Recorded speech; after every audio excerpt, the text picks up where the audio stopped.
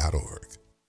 Okay, this time of year, I think an awful lot of us are looking ahead to planning some home improvement projects ahead of the holiday season. It's just around the corner. But before you hire somebody, listen closely this morning to Todd Cooper. He is back on the show with Structural Solutions. He's kind of seen it all, and recently he's seen people kind of being taken, if you will, by not doing their due diligence homework. So thanks for the tutorial. Yes, we're here to help people now. It's July marked 40 years in business for us, so we celebrated our 40th year, and then, we're trying to help people to, get away from some of these contractors that are not licensed, that are taking their money and leaving, and, we're just trying to protect people, and just a short 4 things that they can do that can protect them. Okay, because it does happen. So your first one is kind of obvious, and yet we might not do it, and that is do an internet search, because if you have no internet presence, I guess there's a question there.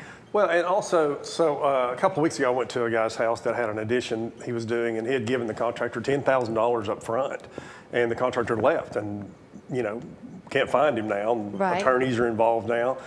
And so I just said, did you check this person out? And he's like, well, not really. I heard he was good. And then I just went on the internet and computing with him. I said, here's his name, and hit enter, and there was lawsuit. Oh, it was I said, if you would there. have just put his name and hit enter, you would have never given him any money.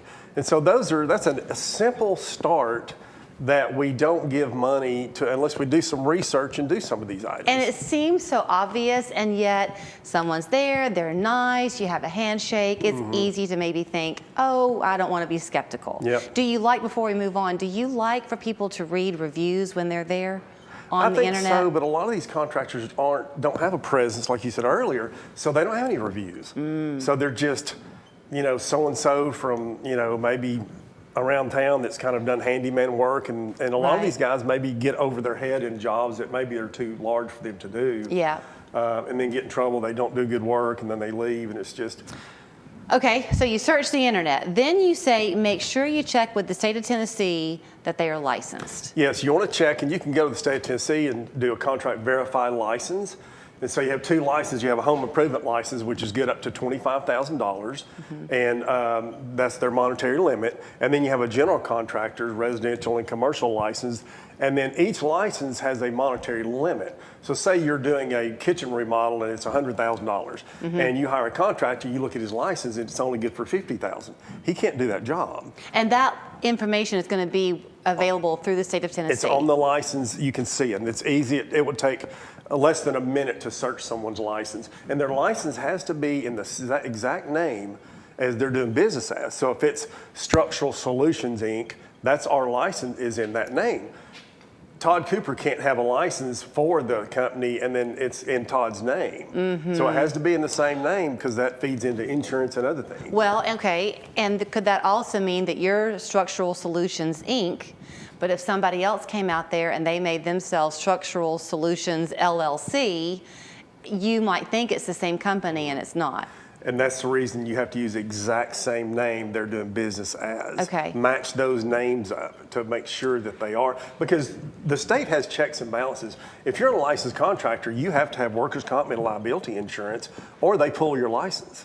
So if your insurance lapses or you don't pay for your liability insurance, that feeds directly to the state. So now you don't have a license, so you go in there and see it's suspended. Okay, I want to pause real quickly on 2 things before we move on. So you mentioned under the home improvement license, you can only do a project up to $25,000 on that one? Yes. Okay. So if you're doing a $50,000 kitchen and you hire a home improvement license, he can't do that job. Okay, and under the general contractor license, the same thing applies. It's just that limit is kind of self-determined. Well, is it's that right? on their it'll tell we are licensed up to $1.4 million.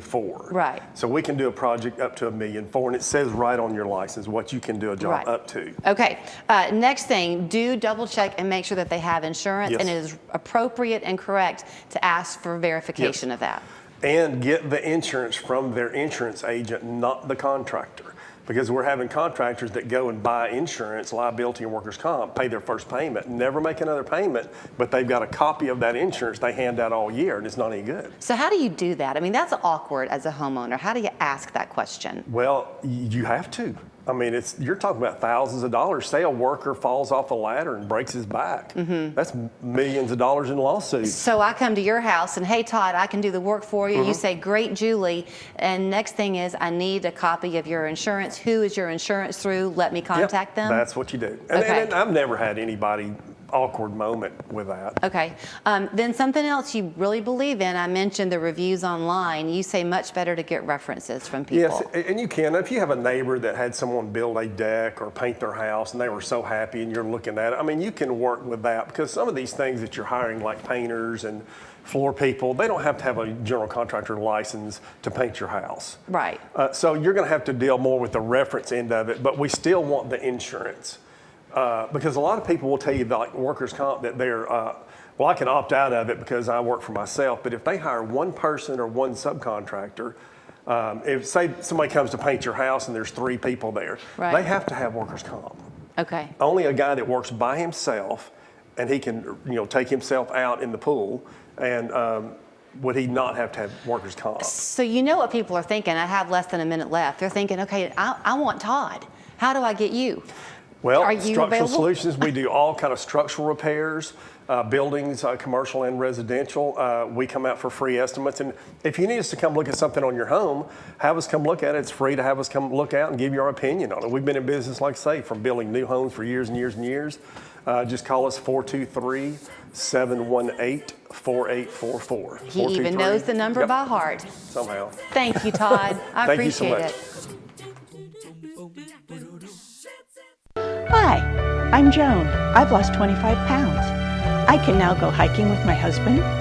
My pain levels are lower, and I can work around the house with no pain. And it's all because of Bragg Weight Loss Center.